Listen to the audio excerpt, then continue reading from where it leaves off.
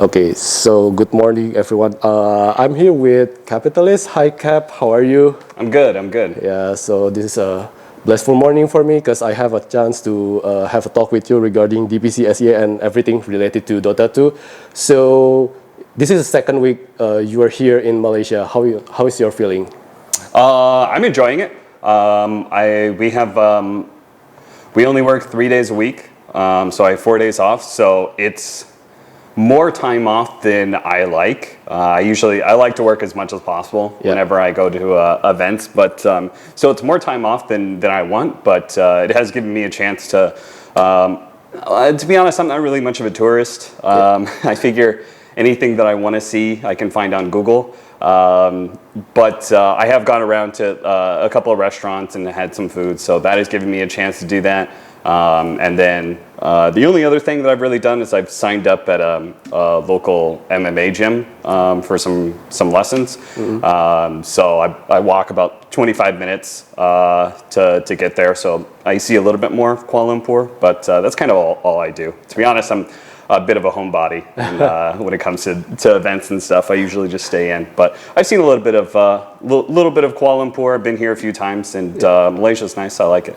Yeah. So you said that you've been here for a few times in Kuala Lumpur as well as Southeast Asia. So like Southeast Asia is. If I can say like home of Dota 2 fans, because we have one of the biggest fan base in the world, and recently we have TI10 in TI11 in Singapore, and I remember you attend the event if I remember correctly. Yep. So how's the crowd? Oh, it was great. I always say that Southeast Asia is always the best crowds for Dota. They're super passionate.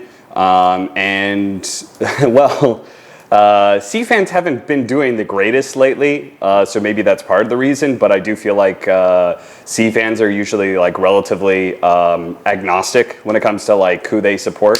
Well, actually, I take that back. OG is really, really big in Southeast Asia, but I feel like C fans usually cheer for everybody to a certain extent. So it makes for a very hype atmosphere when there's just when the fans are cheering for both teams when they're making plays and stuff like that. So that definitely adds a lot to that atmosphere.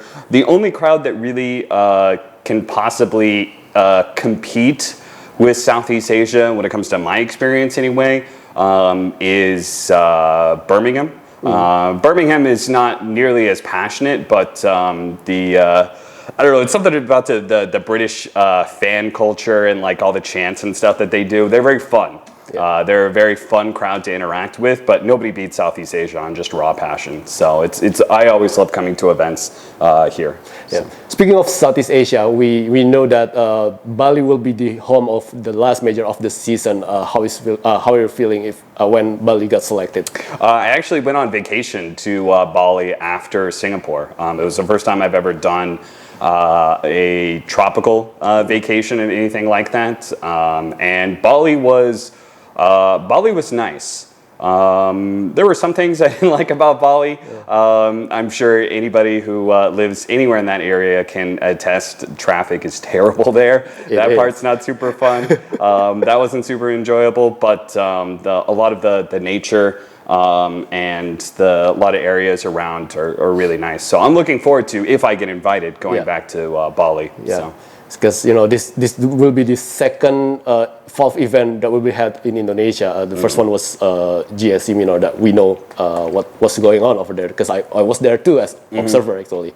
So I'm from Indonesia as well. Speaking of DPC SEA, we know that there are some results that we are shocked with the result, like especially with BOOM Esports and Fnatic. What's your thought about it? I mean, obviously, I don't think almost anybody would have expected both of those teams to have such terrible results that they're having right now. I will say that if anybody was going to flop, I guess, I mean, maybe it's just because of some underperformances just with that organization over the last couple of years, but Fnatic, I guess I'm not like super surprised by them doing not nearly like I wouldn't have expected them to be they're 0-4 right now.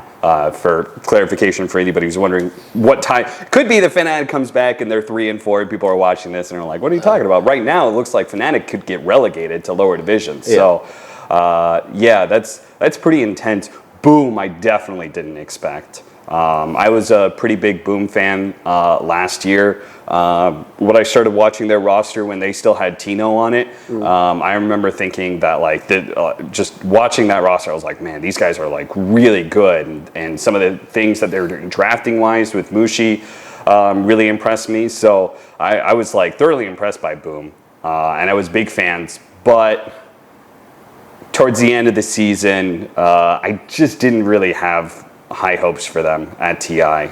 It seemed like when it came to the biggest events, they would, I don't know, choke or something. I don't know. They just didn't really seem to have it in them to be like top 4 or something like that. Whereas the start of the season last year, I thought they were like the great hope of Southeast Asia. But yeah, even with that like lowering of expectations, I still didn't expect them to come into this season with their fresh roster and look as bad as they do. But a lot of established teams are underperforming right now, not just in Southeast Asia, but like Secret is now 0-4 right now. So it could just be like a first season thing that teams are underperforming as a result. I'm not sure. Yeah. How about what do you think about Geek Slate and Blacklist International, who currently on top 3 right now? Blacklist, I definitely expected to do well. Geek Slate, not nearly as much. I thought they were a middle team, maybe even like in that 6th, 7th area. I didn't expect them to be fighting for top 3. The other one being Execration. Execration looks crazy. Well, they looked crazy good, but they're when it comes to like their, I don't know, perseverance, like something about the way they play late game, things always seem to go in their favor, but they very clearly have some holes in their game. That was shown with their recent loss to Geek Slate, where they just got stomped in 25 minutes basically. So those Geek Slate and Execration definitely surprised me. Blacklist, I wasn't too surprised. I mean, I think most people expected them to be a top 3 team. Okay, so speaking of Execration, is it the main reason behind their win streak before they got stumped by Geek Slate because of March coming to the major? It could be. It's always kind of hard to say. I try and be a little bit more conservative when it comes to the credit I give coaches. It's only after I really hear the players talk about their coach that I ever try and give them any praise. But March is one of those like kind of people that I've met him a number of times. I really like him. Super great guy. I mean, my personal interactions with him are exactly what exactly what people see on screen. Super gracious, funny, like just all around great guy. So I want to say yes, he's a big reason because I like him.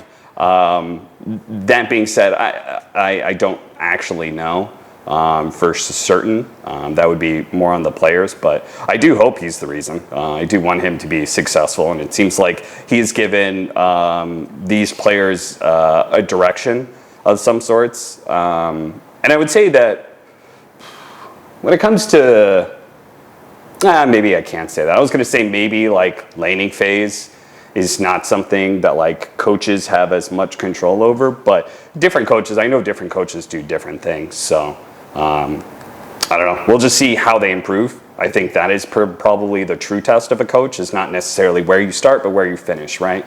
A team can start off really good, but if you don't improve over the season, and a coach, that's what the main part of a coach is supposed to be there, right? He's supposed to facilitate improvement. He's not supposed to come in and just be like, I've given you game-winning drafts and like, there, you've just won the season, right? He's supposed to be able to find improvement for the players, because very oftentimes players can draft and think of strategy for themselves. What coaches really do is give you an outside perspective and find ways to be able to facilitate improvement both on an individual and team level. See, so is there? So if you say that the coach has main big reason or big role for a winning team or like a loser team, is it the main reason why Fnatic get 0-4 because Hyde just come in as a drafter? I have no idea about that. I think it's too. I think basically it's too early to tell how good the coach is for a team on any team that is new this year, right? I think, you know, going to second, third season, then you can start making those statements a little bit more about like what a coach has done. Because like, for example, if execration, maybe this is the best they'll ever look is right now. What happens if they just go downhill the rest of the season, right? Yeah. You could probably say that like, okay, whatever is going on with the team and the coach, they're not actually improving their game. So, well, I think time will tell. We need another season. Sure. Okay. So speaking of DPCSEA, I read on your tweet that actually, or Reddit, I forgot. You were trying to get commentator slot at DPCSEA, but it turns out you got SEA slot instead. Can you tell me about it? So clarification, I wasn't actually trying to cast South America, excuse me. Okay. Basically, I had heard that the tournament organizer for South America did not have, they were trying to give the English rights, the English broadcast rights to people, basically. They basically, nobody wanted it of like the typical organizations that would want it, right? Basically, nobody thought they could take the English broadcast rights, make a show out of it, and sell sponsorship on it, right? And if you can't sell sponsorship on it, then it's not worth it, right? Let me just take an example, BTS, right? Say the ESB approaches BTS, hey, we have the English broadcast rights. We're not going to charge you for them. We just want to give it to you. You do the coverage. You can sell sponsors on it. Do what you want. Okay. BTS doesn't sell any sponsorship on it. And they are just paying money to commentators, producers, all kinds of things. I mean, facility costs and electricity and stuff like that. They're putting money into something that they're not getting any return out of. No business is going to want to do that, right? Yeah. So it seemed like nobody wanted to do that. So I heard about it. And my casting partner, Avery, SVG, he suggested that we see if we could put together a hub for South America, and it was a short amount of time, but we put together like a whole talent list, and we were going to work with another established entity and create like, you know, a coverage that I think would have been really good, but unfortunately we didn't get it, and that's just, you know, you bid for, how it works is that you put in a proposal and you bid for it. Bid as in, I'm not offering any money. I'm not paying for the English broadcast rights. I'm just saying, this is what I'm going to do. I think it's going to be really good. And they decide whether or not they want to give it to you. And they didn't give it to us. I would have casted some of South America, of course, because it would have been my product, so I wanted it to succeed. But I was not trying to be a commentator specifically for South America. In fact, I was already slated to work Southeast Asia.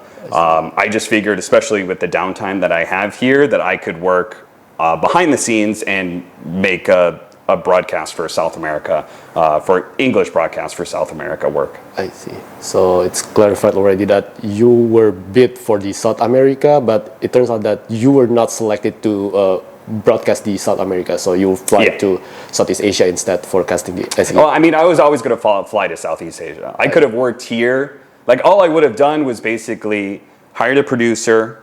I would have... So the main things that I would have done is put together a deck, which is basically like, hey, we're doing South American DPC English coverage. Here's the kind of viewership we get. Here's what we're going to be doing. We think this is going to be really cool, and try and sell it to sponsors. So you would go to like Monster, Red Bull, betting sponsorship. You know, like if you're really desperate, go to some crypto or NFT bullshit. You know, like you go through, and whoever is willing to give you money to do this, and then hire producers, hire talent, hire an admin, or just like a general project manager, I guess. And obviously, like, while it's going on, I would have helped with like the day-to-day to make sure everything's going right, hire artists to make like overlays and stuff like that. Yeah, it would have been like a lot of back end work, basically. But yeah, I could have casted South America remote from here. I would have done that some of the times. But yeah, I was always going to come here to Southeast Asia and cast Southeast Asia specifically. That was just something additional because I heard South America didn't have a coverage, and Avery and I thought it was an opportunity to like do something other than commentating. Yeah, but finally, BTS Brazil gained the right after something that happened.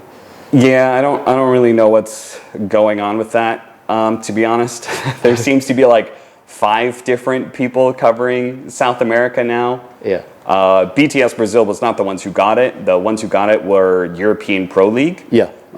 And that, frankly, ended up being kind of a disaster. And so then I don't know what ESB has specifically done, if they've given it to BTS Brazil, but now it looks like BTS is also covering it, as well as several commentators are doing it independently. Yeah. But like the most important thing of this is the fact that, and maybe I'm wrong in this, but I haven't seen BTS's coverage. But when I looked at BTS Brazil, I didn't see any sponsorship, right? If you don't have sponsorship, it means you're not getting paid, which means you're either not. Basically, my whole problem with this entire situation is that we're just limiting the amount of money in the scene by doing this sort of thing. To be clear, I'm not like, I totally understand why like Moxie Purge and R Cryptic are like covering South America. Yeah. But like, and I think it's a good idea for them and stuff like that. But the importance of having like having official coverage is to bring money into the scene and get people paid. So this is a livable, like a livable job for people, right?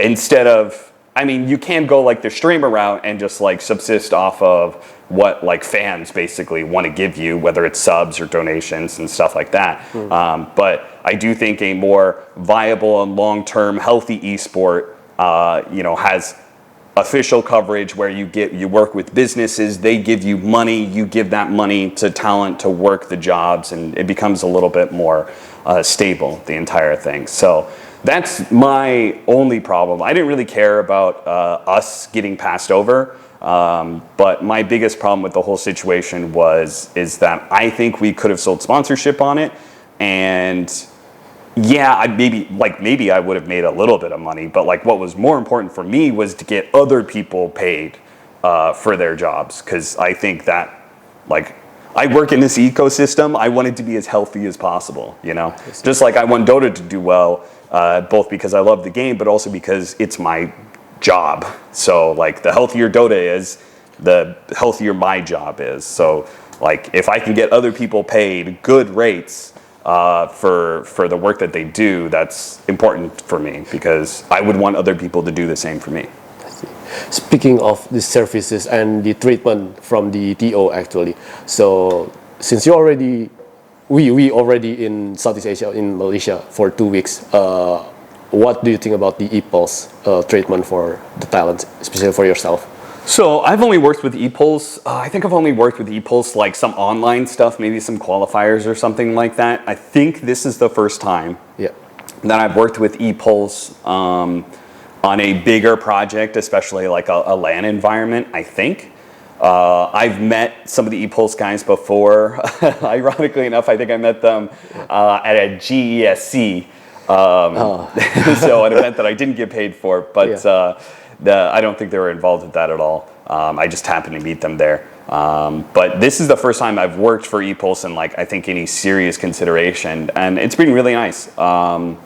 I don't have like a ton of interactions with a lot of people at ePulse, mostly just the CEO and Avo and Richie. And I can definitely say for like, I've been watching Avo and Richie. They've been working like madmen, not just commentating, an equal amount to what me and Avery are doing, but they're also working production. I mean, Richie is being a great producer, and Avo's out there creating content and flying places and stuff. He's going and like casting, and then casting until 10 p.m. or 11 p.m. and then going and taking a 3 a.m. flight to go do content, you know, in somewhere else in Southeast Asia with the teams and stuff. I know, like Avo was the one who originally apparently had the idea of the food stalls and stuff like that. So everything that Eupload has put together, I've been super impressed by. And I mean, it's just always refreshing to work with people who are passionate and hardworking. And my interactions so far with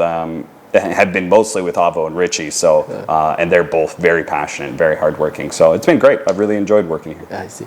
So speaking of Eupload, they will also join 4D to hold a first South American major next month in Lima. And also this will be probably the furthest Dota 2 event ever from Southeast Asia, because you know the Southeast Asia. Because it's not great. Yes. So it took like 48 hours flight to Lima. So speaking of first South American Dota 2 event by Valve, what do you think about South American people and why Lima deserved that major?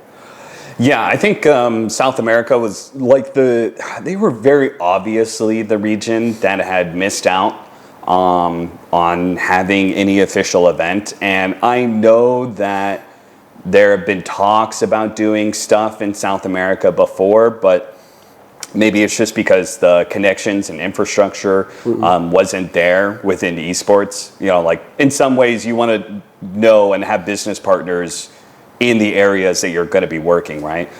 So I don't know exactly why it hasn't happened until now, but I think it was long overdue. And I'm looking forward to it. I hope I get to go because one, I've never been to South America. It's the only of the big Dota regions that I haven't been. And I also have a sneaking suspicion. Don't hate me, Southeast Asia, but I have a sneaking suspicion that they might be able to rival C fans when it comes to just the sheer hype. I mean, just earlier we had earlier this year, or technically 2022, we had the CS:GO Brazil major, right? And I watched that.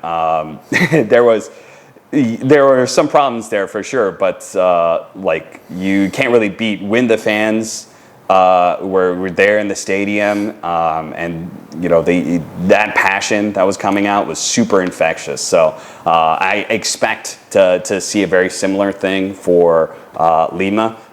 So I really hope that I get to go, and I hope I get to experience that sort of thing. I see. So let's move forward to your recent post regarding your experience during ESL 1 Genting, I believe. Yeah. So first of all, sorry to know that what happened to you. Would you mind to tell me?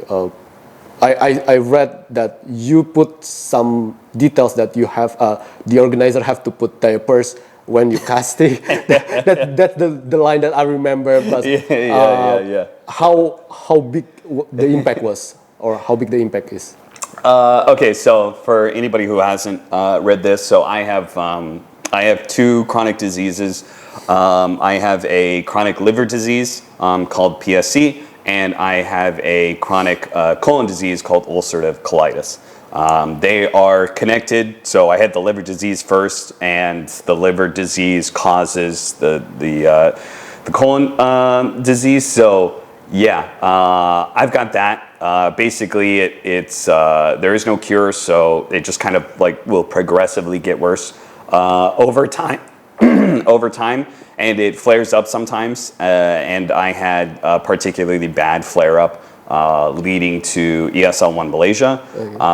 So I wrote a blog about my experiences with my chronic issues, and you know, like the big one was obviously like the fact that for ESL One Malaysia, I had to wear diapers just because I was having colon problems at that time. Fortunately, I'm not having that now, and hopefully I don't have to experience that a whole lot more in the future. But it was something that happened, and I know that my own experience with having chronic diseases, especially when you first find out, it's kind of scary and sometimes overwhelming. Especially, like, I found out I had a liver disease when I was like 25, 26, which is like supposed to be like your peak of health, you know? Yeah. So to already be worrying about, to basically have the knowledge that at my peak that I'm basically going to be experiencing health issues for the rest of my life was like, that hit me kind of hard, and that was a bit scary and stuff like that. Especially as anybody who's ever done any sort of Googling about any symptoms they have, looking at the end goal, the scary things like cancer and my cancer's one thing, but like organ transplant, that's one thing. Like I will have to probably get a liver transplant at some point in time. Those things are like very scary when you first learn about them and learn that is going to be your future. And I think it's a bit isolating. So I wrote my post basically to help anybody else going through issues like that, because I don't think it's talked about very often. Mm-hmm. There are definitely far worse diseases out there in the world. And I think that's probably part of the reason that people don't talk about it, right? It's like, if you get diagnosed with cancer, most people will tell people and talk about it because it's a really fucking big deal. And for things like what I have, chronic diseases, they're not the end of the world, but they do suck. And I think that people don't really talk about it enough. So I wanted to have that conversation in some ways and just let other people know that, especially people specifically with my liver disease, because it's very rare. If there was anybody else out there who had the same liver disease, I wanted to let them know that, hey, you're not alone. I'm experiencing that too. And I actually got, I think I've 4 or 5 people with my liver disease have actually contacted me and let me know that they saw my post and they really liked it and stuff like that. So it totally had its intended effect from my perspective anyway. The ulcerative colitis is a lot more common, but really I did it because of the liver disease, because it's rare. So the fact that there were people out there, even just one person saw it and sent me a message and said hey, I'm happy you did this, I have it too, it would have been well worth it to me. But so the fact that I've gotten 4 or 5 kind of blew me away. So yeah, I've been pretty happy about that. The other thing is I found that it's better for your mental health not to hold these things in. So just over time, I've told more and more people. And so the last step of that was being public about it. So I'd been thinking about that for probably about a year, a year and a half or something like that. It had been in somewhere in the back of my mind of I should make a public post about this. And so I finally did, especially after ESL One Malaysia and that experience. I was well, at least the story is funny in some ways. So that gives me more of a reason to write it, to make people laugh, which it seemed like it also did that. So yeah. I see. One last question, Cap, if you don't mind. Probably not the last question, but since you are already in Southeast Asia, you saw the 8 teams fighting for the major, and we know that there will be 2 teams that already not qualified to major technically. So what's your takes? Hot takes for this SEA, and then what's your hope for SEA fans that watching? Who's gonna make it through? Is that what you're asking? Yeah, hot takes prediction, for top 3, and then your expectation towards the major itself. For Southeast Asia, I'm definitely gonna go Blacklist, Geek Slate. I don't actually think I'm gonna say Execration. Okay. I'm pulling up the team list here, just trying to jog my memory of like who has impressed me. Bleed is, yeah, if I had to go a list, I think I would go Blacklist, Bleed, Geek Slate. That would be my list right now. Who is still in contention? SMG is 1-3, Talon's 2-2. Neither one of them have been like super impressive. I wouldn't be surprised if they're good like next season, but I don't think they're going to be in that list right now. Given what I've seen from Execration, let's see, have they playing despite them having a 3-0 start? I'm expecting them to probably get knocked down to you know, I think their end score will probably be like 4-3, maybe even 3-4. So despite like their really good start, I don't actually think they're going to make it to the major. And I think Bleed, Blacklist, and Geek Slate are probably my choices. As far as what actually happens at the major, that's super rough to say, just because everybody seems to be. I mean, we talked about the fact that like Fnatic, Boom, Secrets. I'm sure there's some other. I don't think anybody in China is underperforming more than expected.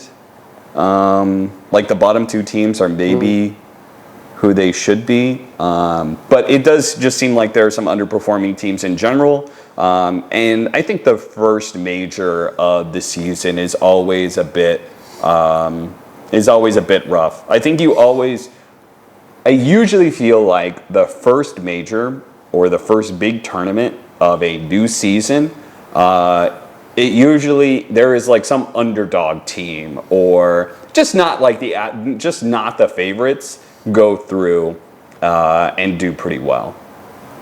And I think that's just because you know, some teams are going to be working harder than others at this point in the season, right? If you're Secret or if you're like OG, right? You know, like classic OG of like, we don't want to do anything until TI itself, right? Saving themselves for TI. That is like a legitimately, you don't want burnout. And some of these guys just grinded super hard and played TI and maybe aren't like fully in to playing right now. So, that being said, Liquid looks crazy good.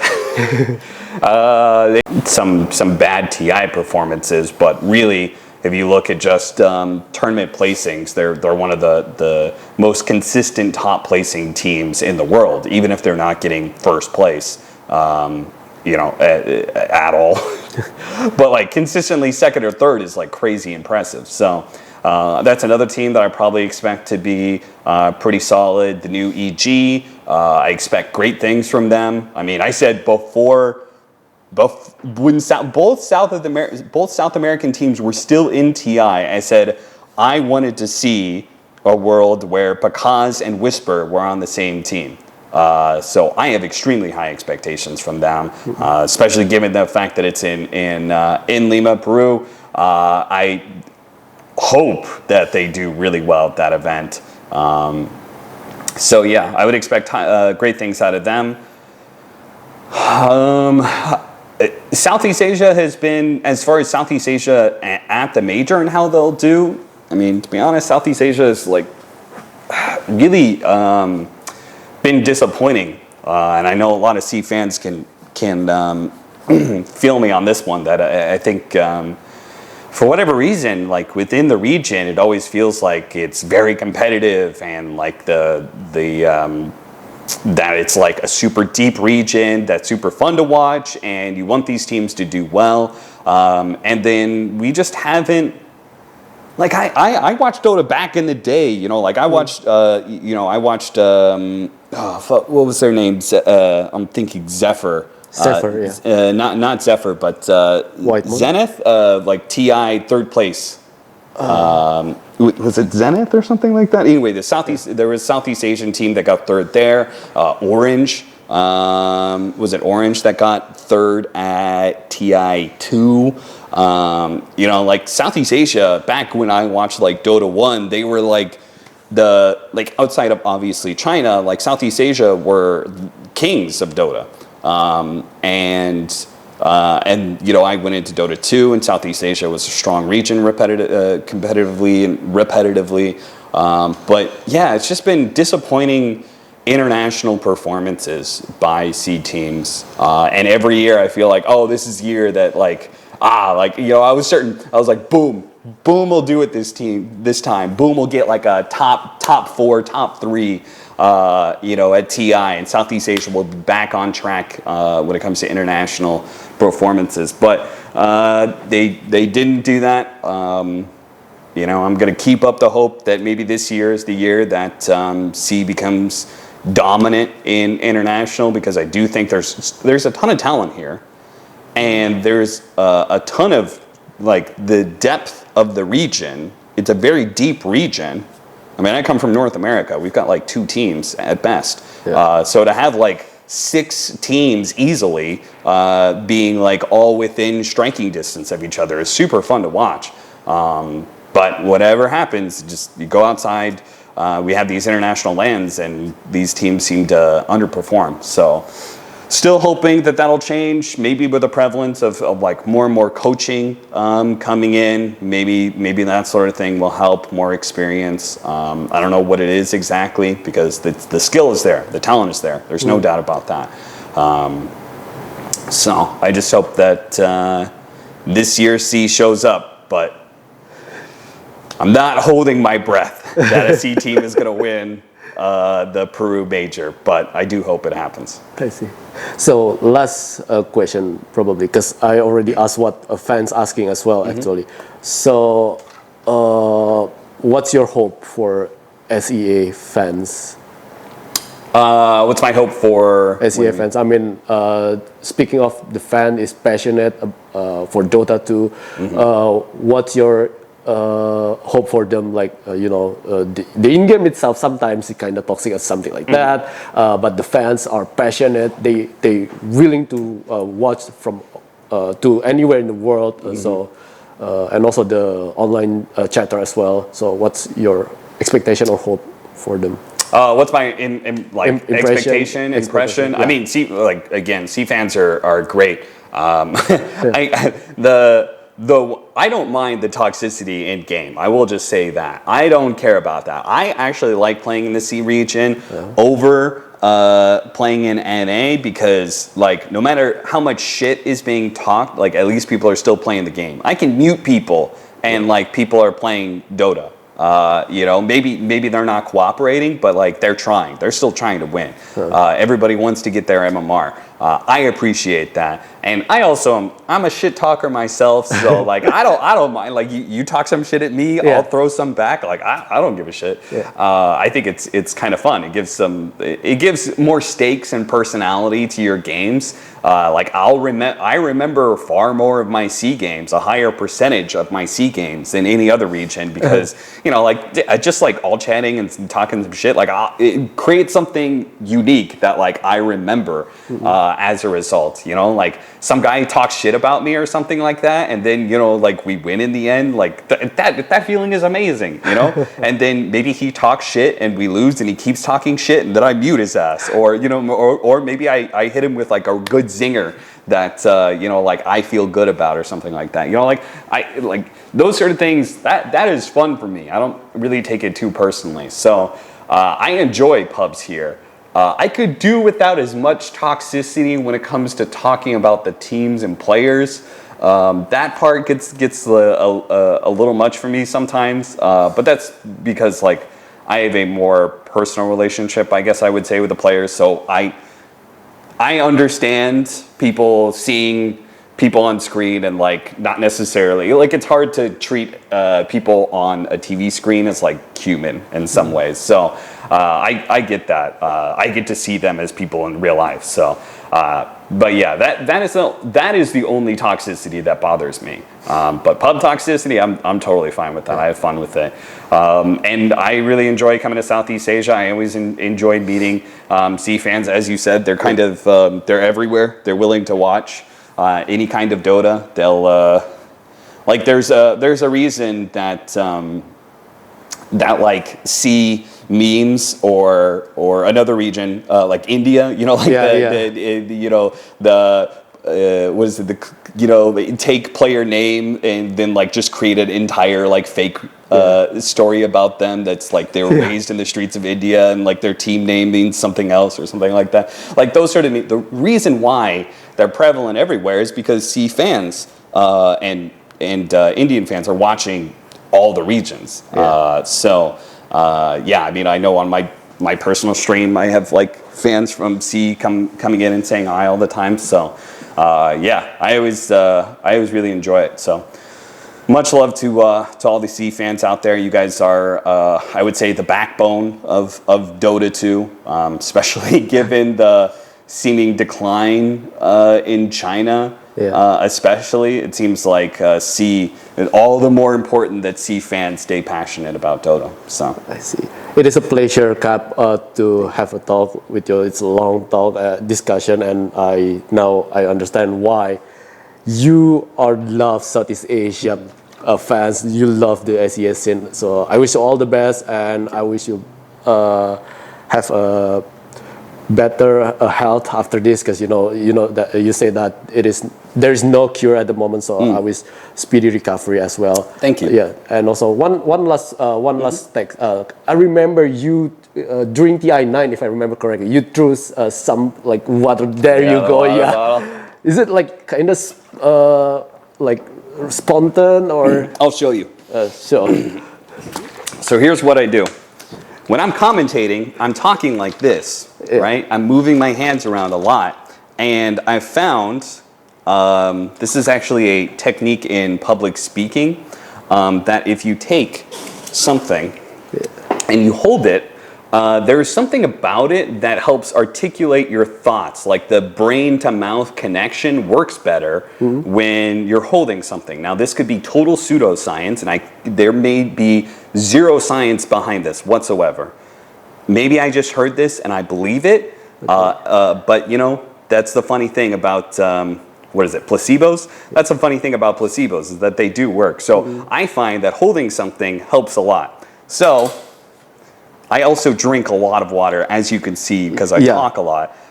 So a water bottle is very often what I'm holding. So, you know, I will be talking and casting Dota, and I'll be holding something. And that time I took a drink and I forgot to put the cap back on, and you know, then I did that, and there we are. That's where the gift came from. It was just me being a goober. That's all. I see. Thank you so much, Cap, and I hope you have a wonderful season in Southeast Asia and have a nice day. Thank you. You too.